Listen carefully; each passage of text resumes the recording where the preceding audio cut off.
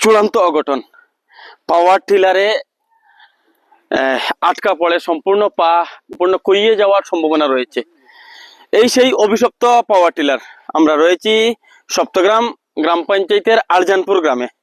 এখানে আজ সকালে সংঘটিত হয়ে যায় একটি অঘটন।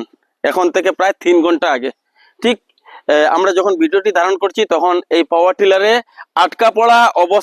আটকা পড়ে থাকা প্রায় 2 ঘন্টা পর মেকানিক্স নিয়ে এসে এই সমস্ত পাওয়ার টিলারের যে সমস্ত যন্ত্রাংশ আমরা এখানে দেখছি ওগুলো খুলে মেকানিক্স নিয়ে এসে তার পরবর্তীতে এখান থেকে উদ্ধার করা হয়।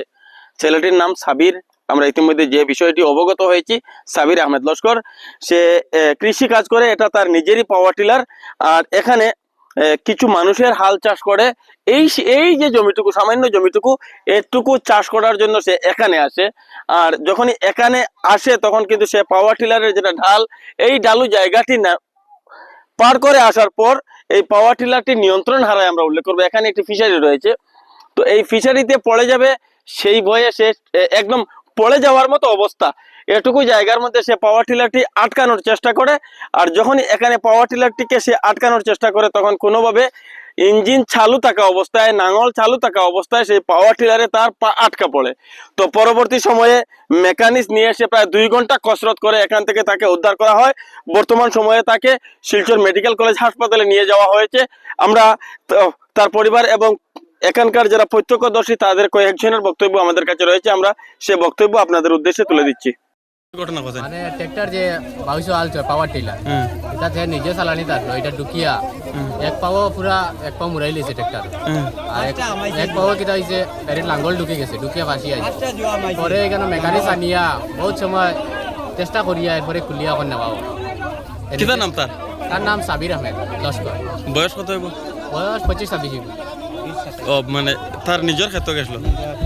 তার নিজের গাড়িও নিজের। বাবার নাম কিটা? বাবার নাম ওয়াতির আলী লস্কর।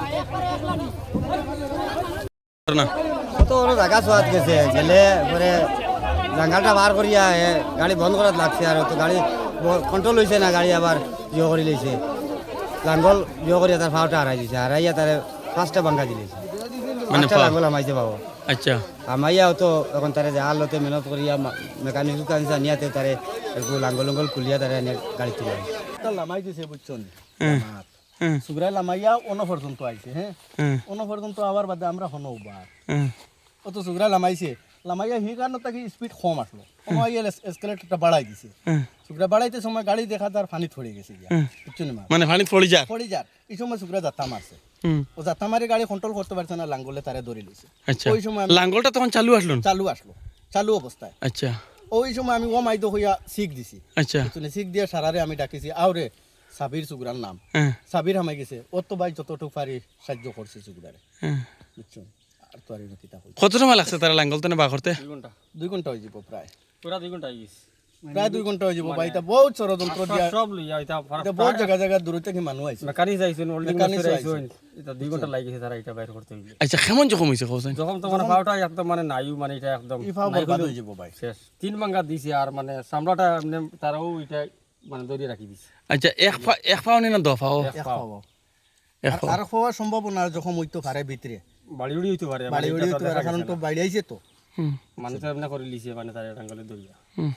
আর পুরা মোটামুটি বর্মা দিয়ে হে অসেতন হইয়া পড়ে গেছিল ফরছে না তো গাড়ি লকটাত রই গেছে। আচ্ছা, তার হুশ লকটি গেছে, তার হুশ আসলো না শেষ সময় পর্যন্ত? হুশ আসলো মোটামুটি। এখন যত তারা খোলা হইছে তখন তার হুশ আছে?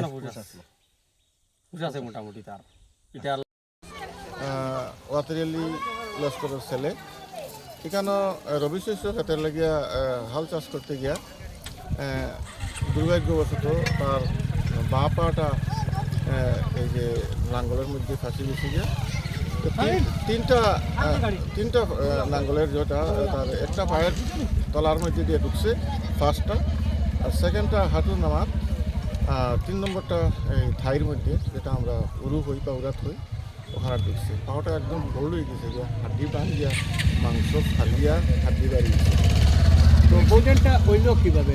অ্যাক্সিডেন্টটা হয়েছে হাল চাষ করিয়া শেষ হওয়ার পথে, যখন এখানে একটা ছোটো ফিশারি বা পুকুরের মতো আছে, দিয়ে উঠছে গাড়িটা লইয়া, আর নামানোর সময় গাড়িটা একটু স্পিড বেশি হয়ে গেছে ঢালান হিসাবে, আর পিছনটা উঠে গেছে গিয়ে, আর সামনের দিক মানে একদম নিচু হয়ে গেছে।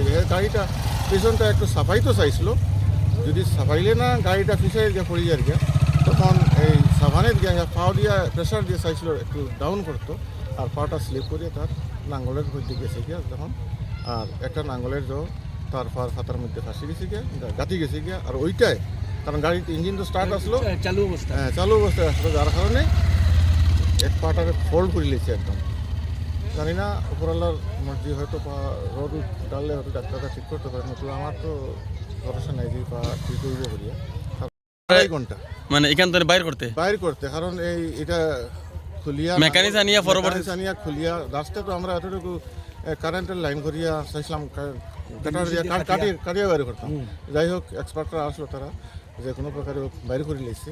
এরপর এনএস দিয়ে ইঞ্জেকশন দিছে, তারা লোকাল যেটা হয় এলএ যেটা হয় ইঞ্জেকশন দিয়া বাইর করা হয়েছে। তো উপরের কাছে দোয়া করি ছেলেটা সুস্থ হোক, একদম যুবক ছেলে, 24-25 বছর বয়স হইব।